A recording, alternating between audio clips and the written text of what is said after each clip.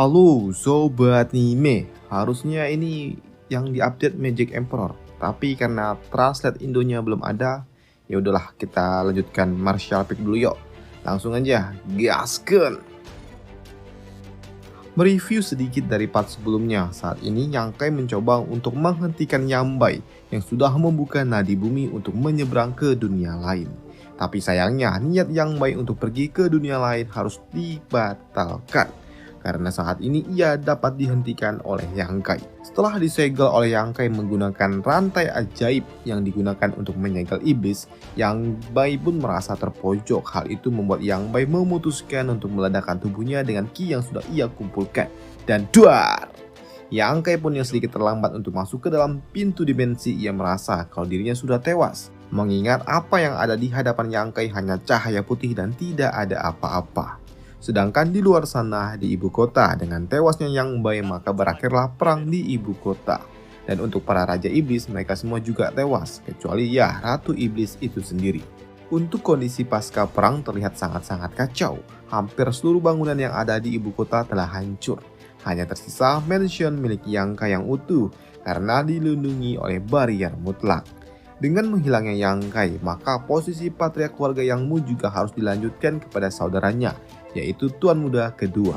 Dan efek balik dari perang ini, ibu kota kini diselimuti oleh energi yang sangat murni yang dapat mempercepat proses kultivasi. Ya, walaupun sebenarnya energi ini hadir dengan banyak bayaran yang sangat-sangat mahal. Sedangkan di tempat lain, kini Yang pun terbaring di pantai. Entah bagaimana ia dapat tiba di tempat ini. Sepertinya Yang masuk ke dalam lorong waktu, tapi ia tidak dipindahkan ke dunia lain. Ia malah berpindah tempat ke tempat lainnya yang masih satu dunia dengan dunia dia saat ini. Di tempat ini juga Yang pun bertemu dengan seseorang yang membawanya ke dalam suatu kamar. Dan orang itu adalah gadis imut ini. Jika kalian ingat, gadis imut ini pernah muncul di part ke-16, di mana ia adalah seorang gadis penjaga merak. Dan ternyata Yang saat ini berada di wilayah Sekte Awan Kuno. Dan selama di Sekte Awan Kuno, Yang pun tinggal bersama gadis imut ini yang bekerja sebagai penjaga merak milik Master Sekte. Saat ini Yang dan gadis imut ini juga berbincang-bincang, dan ternyata gadis imut ini juga bercerita kalau dirinya telah diminta oleh Master Sekte untuk pergi ke wilayah daratan yang penuh dengan sumber daya energi agar ia dapat berfokus berkultivasi. Tapi ia tetap memutuskan untuk tetap di pulau ini karena ia sedang menunggu seseorang, orang yang telah membantunya mendapatkan status yang lebih baik daripada sebelumnya. Mendengar itu, Yang pun paham siapa yang dimaksud oleh gadis imut ini, karena orang yang dibicarakan itu adalah dirinya. Dan Yang pun juga mengatakan bagaimana jika orang itu yang dimaksud gadis imut itu merupakan seorang mata keranjang yang memiliki 3 orang istri dan juga 4 selir, serta orang yang suka membunuh orang lain. Mendengar itu, gadis imut ini pun geram. Ia tidak terima orang yang telah membantunya dijelek-jeleki oleh Yang. Bahkan Yang pun juga mendapatkan benjolan cinta di kepalanya. Waduh. Namun tiba-tiba saja Yang pun menarik gadis imut ini dan membuatnya pingsan. Bukan untuk diewew. Tapi di sini Yang pun menaruhnya di kamar agar gadis itu tidak terlibat dengan apa yang akan dilalui oleh Yang. Karena di hadapan Yang kini muncullah Ratu Pink dan juga Billy Luo. Ratu Pink pun bertanya tentang apa yang dilakukan oleh Yang di tempat ini dan siapa gadis kecil itu. Dan Yang pun mengatakan kalau gadis itu adalah orang yang telah menyelamatkannya beberapa waktu lalu. Setelahnya, Ratu Pink ini juga bertanya kepada Yang tentang Yang Bai. Karena seingatnya Yang pergi mengejar Yang Bai saat ia memasuki nadi bumi. Dan Yang pun mengatakan kalau Yang Bai telah tewas. Lantas, jika Yang Bai telah tewas, kenapa Yang masih berada di tempat ini dan tidak kembali ke ibu kota dan malah menghilang selama 6 bulan?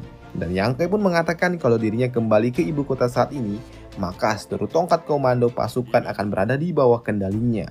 Tapi jika ia tidak kembali, maka jeng tiba-tiba datanglah seseorang yang mengganggu pembicaraan mereka. Orang itu datang dan intip-intip, dan ternyata orang itu langsung ditangkap oleh Ratu Pink ini. Ratu Pink ini ingin mengeksekusi Pak Tua itu yang intip-intip, tapi ia dihentikan oleh Yang. Melihat Ratu Pink ini berada di atas Nation Shoal, membuat Pak Tua itu pun bertanya tentang apa yang membawa Ratu Pink itu ke Pulau Awan Kuno miliknya. Dan Yang pun mengatakan kalau Ratu Pink itu datang untuk mencari dirinya. Dan tak lama setelahnya muncullah para tetua dari sekte awan kuno lainnya. Mereka datang dan bertanya, ada apa ini ribut-ribut? Namun ketika mereka melihat Ratu Pink, mereka pun langsung terpesona dan mulai berbicara lancang yang membuat salah seorang master itu dihempaskan oleh si Ratu Pink ini. Yang juga memperingatkan untuk tidak bermain-main.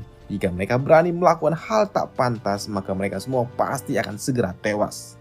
Dan di sini Yang Kai pun juga meminta agar master pemilik sekte untuk mengirimkan suatu surat kepada Tuan Li Yuan kalau Yang Kai ingin bertemu dengan dirinya. Tapi karena sekte awan kuno merupakan sekte kecil dan sekte Supreme Solitary merupakan sekte besar, di mana Tuan Li yang merupakan master dari sekte itu, ia tidak dapat mengirimkan pesan begitu saja tanpa ada tujuan yang jelas. Karena itu akan menyinggung mereka. Tapi di sini Ratu Pink pun mengatakan untuk mengirimkan pesan itu. Kalau tidak, ia akan mati. Selama menunggu Tuan Li Yuan datang, Yang Kai pun menghabiskan waktunya di dalam suatu aula untuk bersantai bersama Ratu Pink dan juga Bilduo. Dan untuk master sekte sendiri, ia hanya intip-intip saja. Dan saat ia sedang intip-intip, tiba-tiba ia digeplak dari belakang. Dan orang yang melakukannya adalah Tuan Li, yang merupakan master dari sekte Supreme Solitary. Bukan cuma digeplak, ternyata ia juga ditonjok. Karena berani-beraninya ia menyuruh Yang Kai menjadi seorang penjaga kandang merak. Waduh. Pak Tua ini juga mengatakan apakah mereka tidak tahu siapa tuan muda yang telah mereka kerjakan sebagai penjaga kandang merak. Ia adalah tuan muda keluarga Yang Mu. Bukan lagi tuan muda, beliau adalah patriark keluarga Yang Mu, yang merupakan pimpinan komando yang membawahi 20 orang master yang berada di ranah di atas Nation Shoal. Dan berani-beraninya kalian semua sekte kecil malah menyuruh tuan muda itu menjadi seorang penjaga kandang merak. Mendengar itu membuat master sekte awan kuno pun langsung kena mental. Ia memohon ampun untuk nyawanya dan juga ia akan memotong seluruh merak miliknya sebagai tindakan permintaan maaf. Ya, walaupun merak-merak itu adalah peninggalan dari mendiang istrinya. Waduh. Tapi di sini Yang Kai pun tidak mempermasalahkan hal itu karena ia memang membutuhkan waktu untuk bersantai dan juga healing. Waduh. Setelah perang besar. Yang Kai juga meminta kepada master sekte untuk mengirimkan pesan kepada sekutu miliknya yang lainnya, seperti sekte Asura dan juga Blossom. Dan 2 hari kemudian, perwakilan dari sekte-sekte itu pun datang. Mereka datang ke tempat ini setelah mendapatkan pesan kalau Yang Kai meminta mereka untuk segera datang.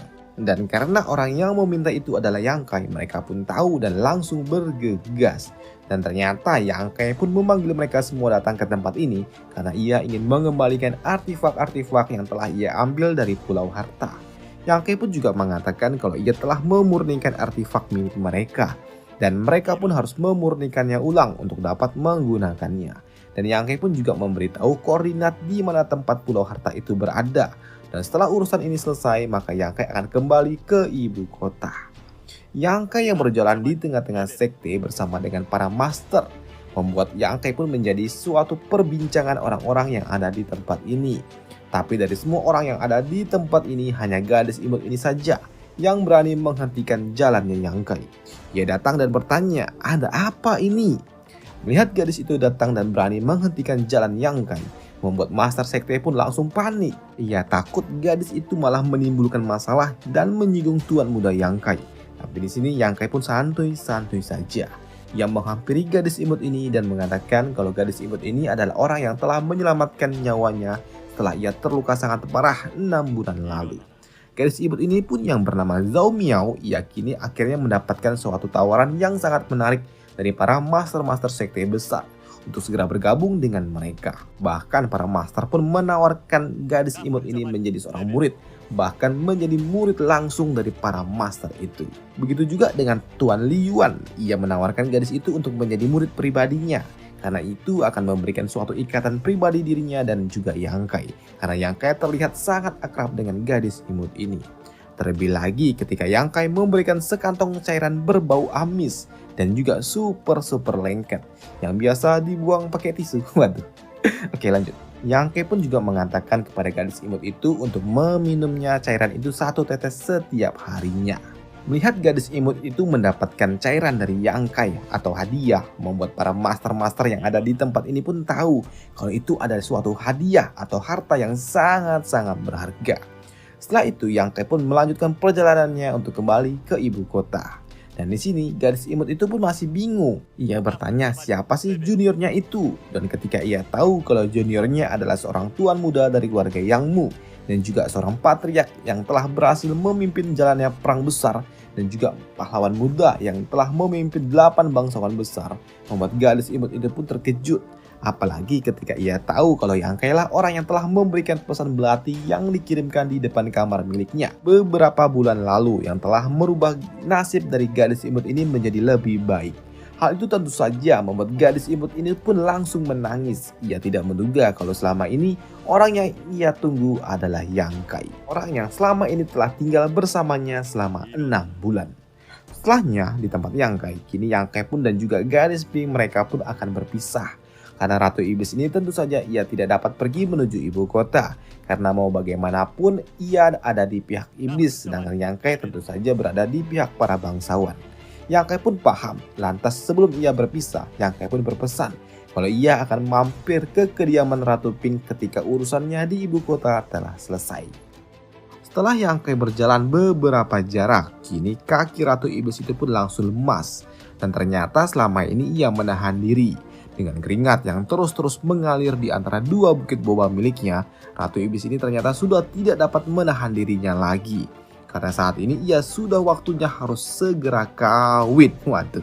Tapi jika ia ewew, maka pasangannya akan tewas dan pasangannya adalah Yang Kai.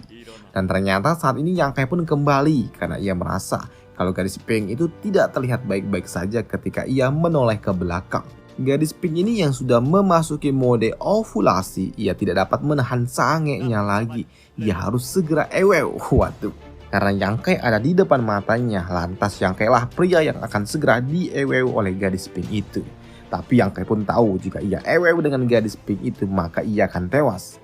Lantas di sini Yang Kai pun langsung menarik gadis pink itu dan membuatnya pingsan. Melihat nona mudanya tergeletak di tanah membuat Bilduo pun panik. Apalagi saat ini Yang Kai mengatakan kalau ia telah mengeksekusi si gadis pink itu.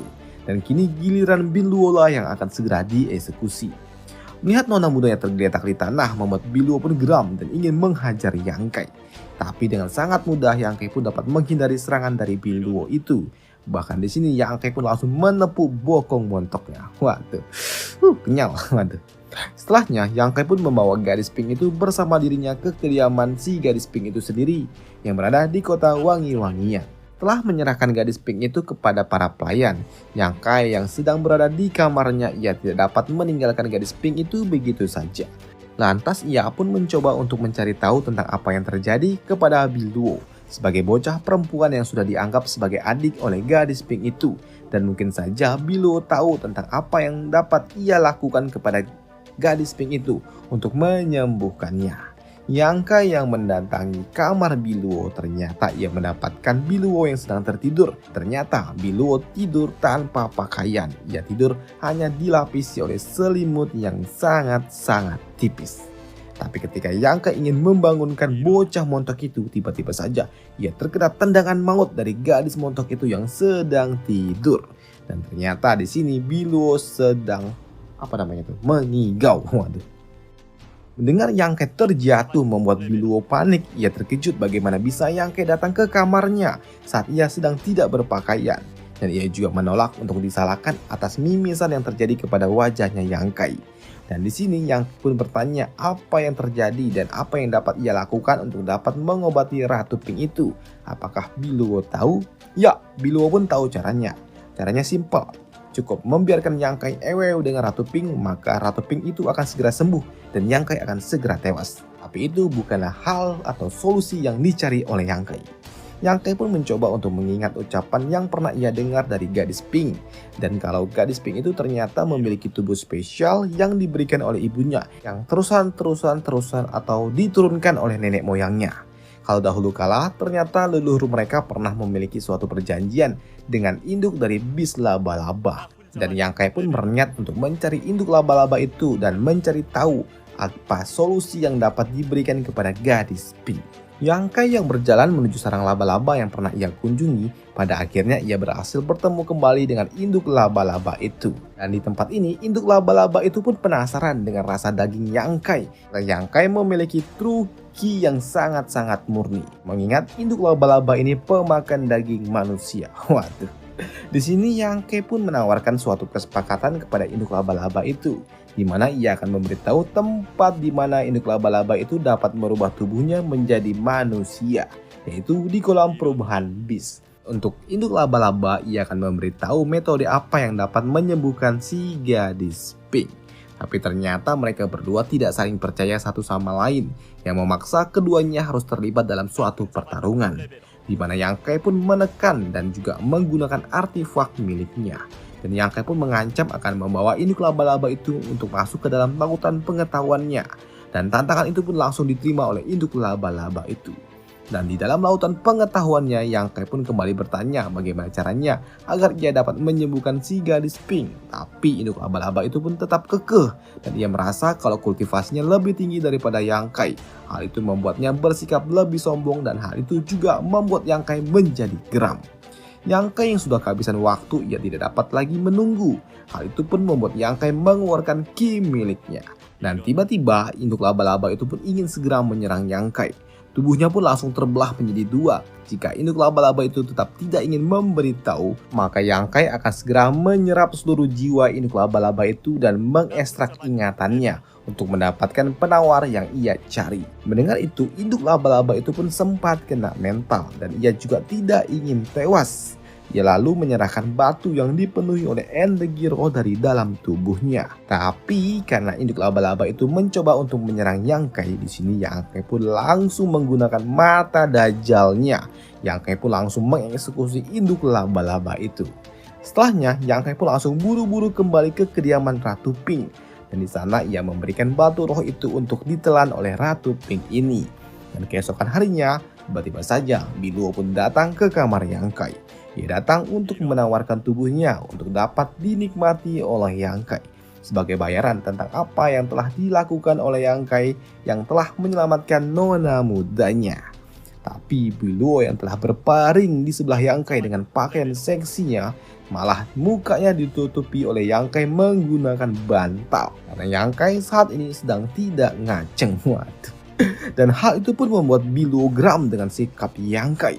Tapi kalau di sini Bang Jack, udah Bang Jack ubek-ubek dah tuh lubang kenikmatan. Waduh, oke. Setelah itu, Yang Kai pun pamit untuk segera kembali ke ibu kota. Dan si Ratu Pink ini pun mengatakan ketika kondisinya sudah semakin pulih seutuhnya, ia akan segera pergi mencari Yang Kai. Bahkan hingga ke ujung dunia ataupun ke dunia lain sekalipun. Yang Kai tidak akan bisa pergi dari dirinya karena ia memiliki segel jiwa di hatinya. Waduh. Sedangkan di ibu kota saat ini gadis blonde sedang beres-beres, dan ketika ia melihat elang emas milik Yang Kai bergerak terbang ke sana kemari, membuatnya pun sedikit terkejut. Ia paham atas sinyal yang diberikan oleh elang emas itu. Lantas ia pun langsung bergegas segera pergi.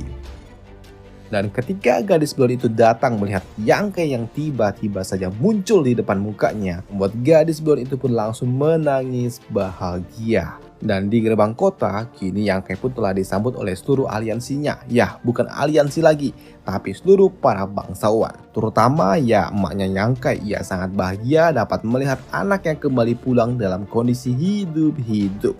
Dan karena Yang Kai sudah kembali, maka posisi patriark akan segera diberikan kepada Yang Kai. Tapi di sini Yang Kai pun mengatakan kalau dirinya tidak tertarik untuk mengambil posisi patriark karena ia harus segera pergi ke dunia lain. Dunia yang lebih kuat daripada dunia mereka saat ini. Karena ia harus segera menyelamatkan Suyan dan juga Xia yang telah dibawa kabur ke dunia lain bersama Bendahara Meng untuk dapat menyelamatkan mereka dari ledakan besar yang dilakukan oleh Yang Bai. Tapi karena Yang Kai tidak tahu dunia itu apa yang akan ia datangi, ia meminta kepada Sulin untuk segera menjelaskannya. Karena Yang Kai tahu kalau Sulin dan juga Bendahara Meng berasal dari dunia lain itu. Dan di sini Sulin pun menjelaskan kalau dunia tempat asal mereka itu sangat berbeda dengan dunia mereka saat ini. Di mana di dunia itu memiliki energi yang sangat-sangat padat. Dan kemampuan orang-orang yang ada di dunia itu lebih kuat daripada orang-orang yang ada di tempat ini. Sulin juga menjelaskan kalau saat ini orang-orang sudah tahu kalau ranah di atas Nation Shock itu disebut sebagai ranah transcendent. Dan ranah itu di dunia ini sudah sangat kuat. Tapi di dunia asalnya ranah itu B aja. Karena masih ada ranah di atasnya yang lebih kuat lagi, yaitu ranah Saint. Dan orang-orang yang berada di ranah Saint itulah baru dapat disebutkan sebagai orang yang kuat. Tapi tidak sampai di sana saja, masih ada ranah yang lebih kuat lagi. Dan begitu juga dengan artefak, pil, dan juga benda-benda lainnya. Dan sebelum Yang Kai pergi ke dunia itu bersama Sulin, ada sesuatu yang harus ia lakukan terlebih dahulu. Dan untuk perjalanan Yang Kai di dunia barunya, kita akan bahas di part selanjutnya. Eksklusif, kita bikin 1 jam gitu kan, biar langsung nyampe gitu, nggak tele-tele maunya gitu. Tapi ya dicoba aja dulu kan. Kalau nggak 1 jam ya 20 menit juga. Waduh. Dan sampai jumpa di video selanjutnya. Bye. Jangan tanya Magic Emperor, belum update dari sananya. Nggak ada sub Indonya, ribet.